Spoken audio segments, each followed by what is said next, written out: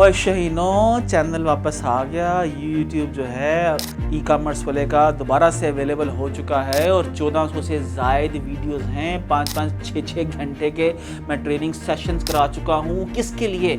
आपके लिए। और किसी एक वीडियो चैनल के ऊपर किसी किस्म की कोई ऐड नहीं आती।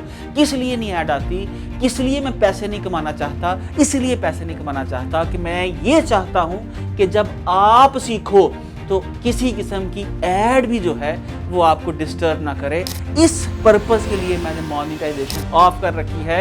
और जनाब ये उन तमाम लोगों के लिए भी पैगाम है कि मेरा चैनल वापस आ चुका है। वो एक कॉपियाँ कर लो फटाफट, मेरे वीडियोस कॉपी करो, डाउनलोड करो, अपने चैनल्स पे लगाओ। अगर उससे पैसे बनते हैं बनाओ। मेरी तरफ से, मेरी टीम की तरफ से कभी स्ट्राइक नहीं आएगी। और जनाब आपके लिए चैनल अवेलेबल है, इसके अंदर पूरे 1400 वीडियोस में बता चुका हूँ। सर्च करो, माइक्रो निशेस सर्च करो, देखो किस तरह से रुपए छोड़ के डॉलर्स कमा सकते हो, पाउंड्स कमा सकते हो, यूरोस कमा सकते हो।